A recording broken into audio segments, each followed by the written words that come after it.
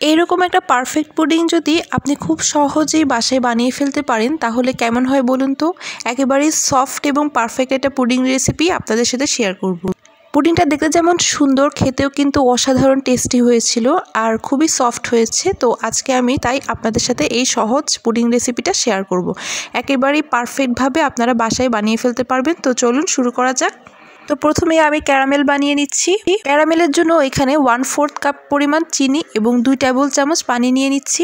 চুলায় বসিয়ে আমি হালকা হিটে নেড়ে চেড়ে নিচ্ছি। একটা পারফেক্ট ক্যারামেল তৈরি করার জন্য কিন্তু পরিমাণটা গুরুত্বপূর্ণ। আর চুলার হিটটা কিন্তু একেবারেই বাড়াতে যাবেন না, এভাবে ঘুরিয়ে ঘুরিয়ে ধীরে ধীরে ক্যারামেলটা তৈরি করতে হবে। এটা রেডি হয়ে গেলে আমি এটা সেট করতে দিয়ে দিচ্ছি। ক্যারামেল ঠান্ডা হতে হতে এখানে আমি নিয়ে নিচ্ছি ডিম। এখানে আমি 4টি বড় ডিম ইউজ করছি আর সাথে 1 পিঞ্চের মতো লবণ দিয়ে দিচ্ছি। এরপর দিয়ে দিচ্ছি 1/2 কাপ পরিমাণ চিনি। ফ্লেভারের জন্য দিয়ে দিচ্ছি ভ্যানিলা এসেন্স। এটা দেওয়ার ট্রাই করবেন। আজকে এই হ্যান্ড বিটারটার মাধ্যমে আমি বিট করে নিব। এটা খুবই ভালো কাজ দেয় আর এই জিনিসটা খুবই হ্যান্ডি, সো আমি আজকে এটা ইউজ করতেছি। ভালো করে আমি ব্লেন্ড করে নিব। ডিমের সাথে চিনি ভালো করে মিশে গেলে এবার দিয়ে দিব তরল দুধ 2 কাপ।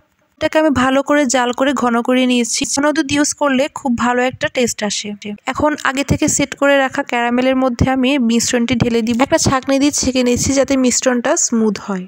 তো ছাঁকা হয়ে গেলে আমি এখন ঢাকনা দিয়ে দিব। এখানে আমি একটা টিফিন কারি বাটি ইউজ করেছি। আপনারা চাইলে যে কোনো মোল্ডে ইউজ করতে পারেন। আজকে পুডিংটা আমি রাইস কুকারেই করছি।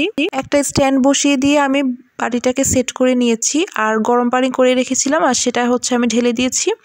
এখন মুখটাকে জাস্ট বন্ধ করে দিয়েছি ঢাকনার। ফিরে এলাম 30 মিনিট পর। পুডিংটাকে চেক করে নিচ্ছি। পুডিংটা একেবারে পারফেক্ট হয়ে গেছে। সো আমি নামিয়ে ঠান্ডা করে নিচ্ছি। ঠান্ডা করার আগে কিন্তু কোনোভাবে পুডিংটাকে ডিমোল্ড করবেন না। তো এখানে আমি ফ্রিজে 2 ঘন্টার মতো ঠান্ডা করে রেখেছিলাম। এখন আমি ডিমোল্ড করে নিচ্ছি। 4-5টা ভালো মতো সাইড দিয়ে কেটে আমি ডিমোল্ড করে নিয়েছি। এই রেসিপিটা কিন্তু খুবই ইজি। যারা একেবারেই নতুন রান্নায় কিংবা একেবারেই পুডিং বানাতে জানেন না তারাও কিন্তু আমার এই রেসিপিটি ফলো করে সহজেই পারফেক্ট একটা পুডিং বানাতে পারবেন। হুট করে বাসায় মেহমান চলে আসলে চটজলদি একটা রেসিপি হতে পারে এই পারফেক্ট পুডিং রেসিপিটি। তো কেমন লেগেছে ফ্রেন্ডস অবশ্যই আমাকে কমেন্ট করে জানাবেন। আর ভালো লাগলে একটি লাইক দিয়ে পাশে থাকবেন। তো আজকে এই পর্যন্তই। সবাই ভালো থাকবেন। আল্লাহ হাফেজ।